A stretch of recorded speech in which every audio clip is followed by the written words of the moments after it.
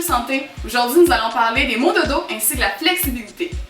Tout d'abord, une bonne partie des habitants de la Terre sont plus sédentaires que jamais. Selon l'Organisation mondiale de la santé, plus de 60% des habitants de la Terre ne feraient pas assez d'activité physique par jour, ce qui serait essentiel pour leur bonne santé. En effet, nous assistons à l'ère de l'Homo accitus. Les gens occupent de plus en plus des positions assises, ce qui exerce une plus forte pression sur les disques intervertébraux qu'une position debout ou marcher, par exemple.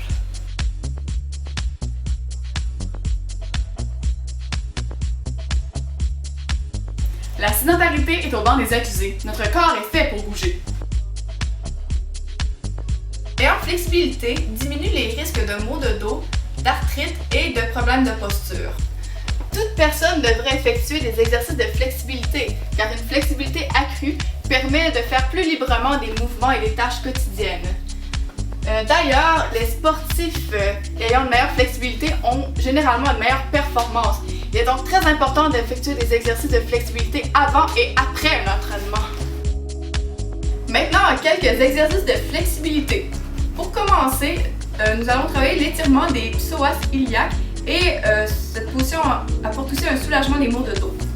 Donc, placez votre jambe à 90 degrés par rapport au sol et l'autre genou à terre. Avancez le bassin jusqu'à ce que vous sentiez un léger étirement, comme ceci. L'étirement des quadriceps permet une meilleure flexibilité de la cuisse ainsi qu'une meilleure posture. Pour les étirer, placez-vous en position debout droite. Prenez une de vos jambes et tirez vers l'arrière jusqu'à ce que vous sentiez un léger étirement dans votre cuisse, comme ceci. L'étirement des spinolombaires peut amener une meilleure flexibilité des hanches et du bas du dos. Pour étirer les spinolombaires, vous devez vous coucher sur le dos comme ceci. Étendre vos jambes par terre et amener votre cuisse vers votre haut de corps et tirez jusqu'à ce que vous sentiez un léger étirement. Toujours dans la perspective d'une meilleure mobilité et d'un soulagement du dos, nous proposons l'exercice du dos rond. Il va comme suit.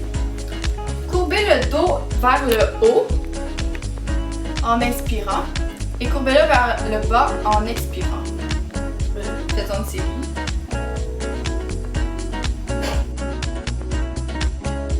Les maux de dos peuvent être causés par, entre autres, des accidents, des mauvaises postures en position assise ou bien des manipulations de charges lourdes. En fait, une hyperlordose, c'est une crampure excessive des reins qui fait une déformation de la colonne vertébrale convexe vers l'arrière.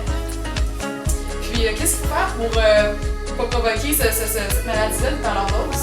Dans le fond, l'hyperlordose peut souvent être entraînée par une mauvaise posture. Les muscles abdominaux et fessiers sont souvent relâchés dû à la mauvaise posture, ce qui peut causer cette déformation de la colonne. En fait, une scoliose, c'est la déviation entre les épaules et les hanches qui ferait que, mettons que ça c'est les épaules, ça pencherait d'un côté, puis les hanches aussi, ce qui ferait qu'un côté serait beaucoup plus rapproché entre la hanche et les épaules. Puis c'est surtout, on voit surtout ça chez les jeunes gens, puis bien souvent c'est une déformation en S dans le dos. Puis qu'est-ce qu'il faut éviter à faire pour ne pas avoir une scoliose? Premièrement, il faut éviter une mauvaise posture, encore une fois, ou un excès de poids qui peut entraîner encore une fois une mauvaise posture. Par contre, la scoliose peut être héréditaire, donc c'est pour ça qu'on retrouve beaucoup chez les jeunes enfants et les enfants. Et chez les adultes, ce qui peut entraîner la scoliose serait des spasmes musculaires dus à des claquements, oui, effectivement. En fait, une kyphose, c'est soit l'exagération de la courbure dorsale normale, ou c'est soit l'insuffisance de courbure des cervicales et des lombaires. Qu'est-ce qu'il faut éviter comme comportement pour la kyphose? Encore une fois, une mauvaise posture. Souvent, un trop grand relâchement musculaire peut entraîner une mauvaise posture. Sinon, une musculation mal dosée ou mal effectuée. Ou chez les adolescents qui tendent à courber le dos et à baisser les épaules. Les facteurs de risque d'une hernie discale sont une mauvaise posture, qu'est-ce qui revient souvent dans pour les maladies. Le manque de musculature, puis les mouvements risqués. Parfois aussi l'obésité peut être un risque de l'hernie discale. Puis le stress et la sédentarité, comme nous l'avons mentionné au début de la présentation. savons désormais que la mauvaise posture est un des principaux facteurs entraînant des maux de dos. Nous allons enseigner à cette jeune demoiselle comment adopter une bonne posture pour éviter ces maux.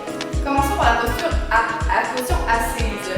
Il est important de s'asseoir sur une chaise à dos solide et supportant comme celui-ci et qui supporte bien la région lombaire. Vous devez, lorsque vous asseyez, appuyer votre bassin dans le bas de la chaise et lorsque vous êtes assis pour une trop longue période, levez-vous et prenez des marches. Maintenant, la position debout. Il est important de se tenir bien droit, comme si l'on voulait toucher le plafond avec sa tête. Garder la poitrine devant, les épaules vers l'arrière, pas trop par exemple, et de garder les yeux droits devant. Ceci est une bonne position debout. Maintenant, la position couchée.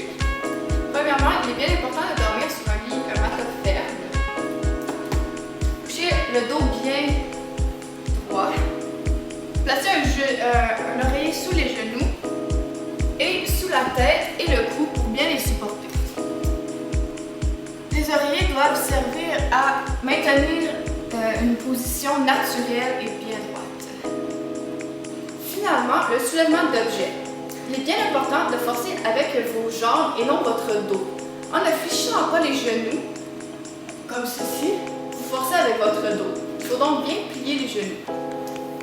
Aussi, il est très important d'y aller lentement et sans mouvement brusque. Comme ceci. Merci beaucoup d'avoir assisté à la capsule santé. La semaine prochaine, nous apprendrons tous les aspects d'un mode de vie sain. Premièrement, que contient un bon entraînement? Deuxièmement, comment réduire ses portions?